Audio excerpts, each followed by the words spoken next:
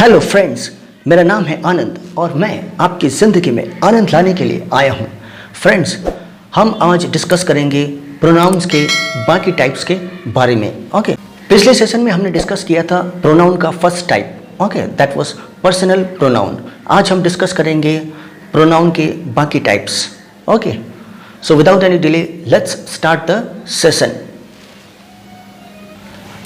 Friends, बहुत सारे बच्चों को कंफ्यूजन होता है कि प्रोनाउन जो इट है, इट, इट प्रोनाउन का यूज़ हम कैसे करें। ओके, जैसे ही और सी का यूज़ तो हम अच्छी तरह से जानते हैं, लेकिन ही और सी के अलावा इट का भी यूज़ किया जाता है।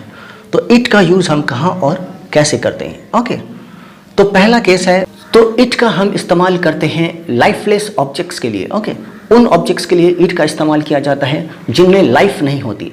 For example, your coin has fallen down, pick it up. Your coin has fallen down, तुम्हारा कॉइन गिर गया है, पिक इट अप। तो इट का यूज़ हमने कॉइन के लिए किया है। ओके, ऐसी वस्तु के लिए जिसमें लाइफ नहीं है, या फिर objects without life, inanimate objects. Okay, your notebook is with me, okay, you can take it. Your notebook is with me, you can take it. तो ये जो इट वर्ड मैंने यूज़ किया है, ये मैंने यूज़ किया है आपके नोटबुक के लिए। Okay, why? Because notebook is a non living thing. Okay, ये एक इनएनिमेट ऑब्जेक्ट है, नॉन लिविंग थिंग है, लाइफलेस ऑब्जेक्ट है, तो इसके लिए हम इट का यूज़ करते हैं। ओके, इट का जो दूसरा यूज़ है वो है बच्चों के लिए। ओके, हम बच्चों के लिए भी कभी कभी इट का यूज़ करते हैं। छोटे छोटे बेबीज़ के लिए, चाइल्ड के लिए हम इट का यूज़ करते हैं। ओके, जैसे हम कहते हैं the child is very cute. Okay, या फिर हम बोल सकते हैं it is a cute child. Okay, the baby is sleeping, it is sleeping peacefully. Okay, the baby is sleeping, it is sleeping peacefully. तो यहाँ पे जो इट वर्ड यूज़ किया गया है वो बेबी के लिए यूज़ किया गया है। ओके, छोटे छोटे बच्चों के लिए, बेबीज़ के लिए हम इट वर्ड का भी यूज़ करते हैं, unless we want to mention the gender. अगर आप बच्चे का जेंडर मेंशन नहीं करना चाहते, अगर आप ये नहीं कहना चाहते कि बच्चा मेल है या फीमेल है, तो in that case you can use the word it. Okay, the child is sleeping, it is sleeping peacefully. Okay, so in that case we use it. Animals के केस में भी हम इट का यूज करते हैं। ओके, इट का use हम एनिमल्स के केस में भी करते हैं। ओके, जैसे I have a cat, it only drinks milk. I have a cat, it only drinks milk. Okay, I have a white cow, it gives healthy milk.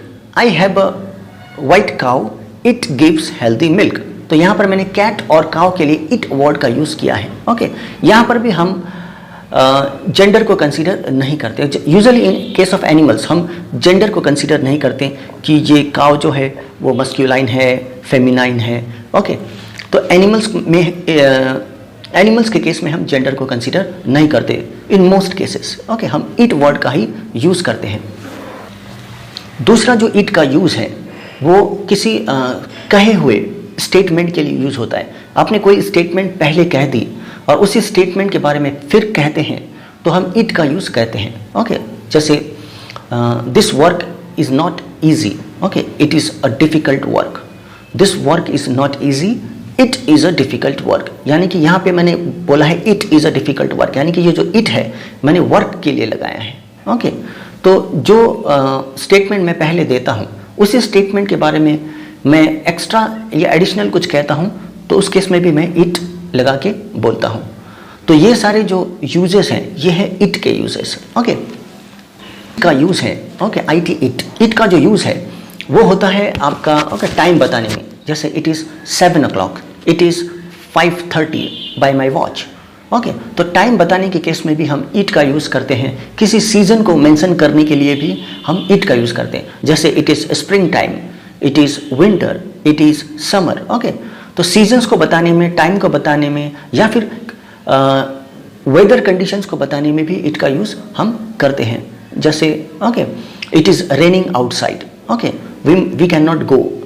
Okay, it is raining heavily, so we should stay indoors. Okay, so season को बताने में और आपका weather conditions बताने में और time बताने में भी हम इट का यूज़ करते हैं। तो ओवरऑल मैंने आपके इट के यूजेस को बताए हैं कि हम इट का यूज़ कहाँ और कैसे करते हैं। ओके, फ्रेंड्स, अगर आपका जो प्रोनाउन का यूज़ है वो किसी कलेक्टिव नाउन के लिए है, जैसे हमने राम की बात की थी, राम के लिए हमने ही वर्ड यूज़ किया, सीता के लिए हमने सी वर्ड का इस्तेमाल किया, ओके, यूज़ किया। लेकिन अगर जो आपका नाउन है वो कलेक्टिव नाउन है, ओके, कलेक्टिव नाउन के केस में आप क्या कर सकते हैं, कलेक्टिव नाउन के केस में याद रखिएगा आपको कलेक्टिव नाउन को सिंगुलर मान कर चलना है, ओके, कलेक्टिव नाउन को सिंगुलर मान के चलना है और उसकी जगह आपको यूज़ करना है इट, ओके, उस पूरे कलेक्टिव नाउन को प्रोनाउन से रिप्रेजेंट करना है तो आपको लगाना है it, okay. The jury gave its decision, यहाँ पे ज्यूरी क्या है, और ग्रुप ऑफ जजेस, ओके, जो बैठ के फैसला लेते हैं उनको हम ज्यूरी कहते हैं। तो यहाँ पे ये कहना अनुचित हो जाएगा अगर हम ज्यूरी को कलेक्टिवली कंसीडर कर रहे हैं, यानी कि सारे जजेस को एज अ यूनिट, एक सिंगल यूनिट की तरह कंसीडर कर रहे हैं, तो हमको कहना होगा the jury gave its decision immediately, okay, gave its decision.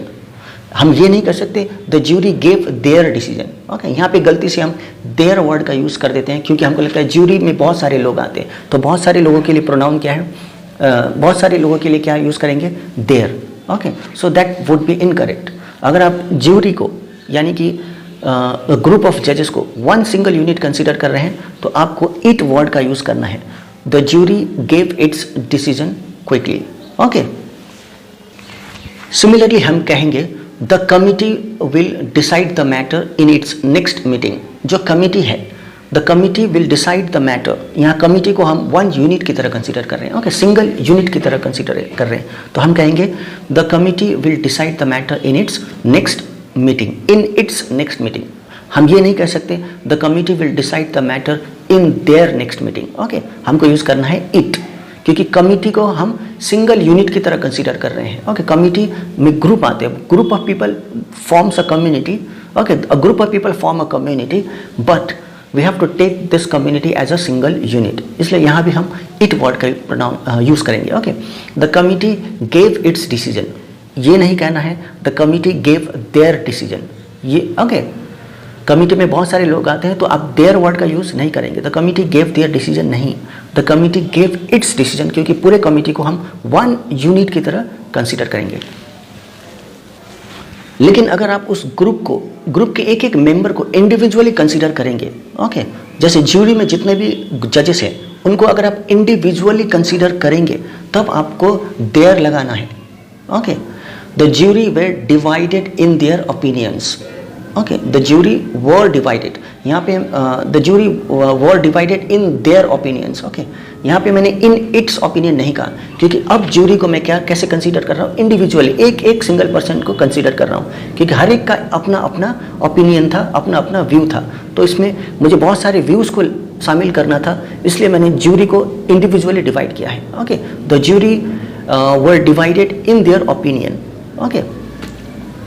अगर सबका ओपिनियन एक ही होता है पूरे ज्यूरी का तो हम फिर ज्यूरी को एज अ यूनिट कंसीडर करेंगे, वन सिंगल यूनिट, और कहेंगे the jury was uniform, okay, in its opinion, okay. अगर ओपिनियन अलग अलग नहीं है, अलग अलग होने से बहुत सारे ओपिनियन हो गए तो ज्यूरी को भी मुझे एक एक मेंबर्स को इंडिविजुअली कंसीडर करना पड़ेगा, लेकिन सभी ज्यूरी में जितने भी मेंबर्स हैं उन सारे मेंबर्स का ओपिनियन एक ही है तो ज्यूरी को फिर से मैं वन यूनिट की तरह कंसीडर करूंगा और इट वर्ड लगाऊंगा। The jury gave its decision, the jury was uniform in its decision, क्योंकि सभी के डिसीजंस सेम थे, ओके।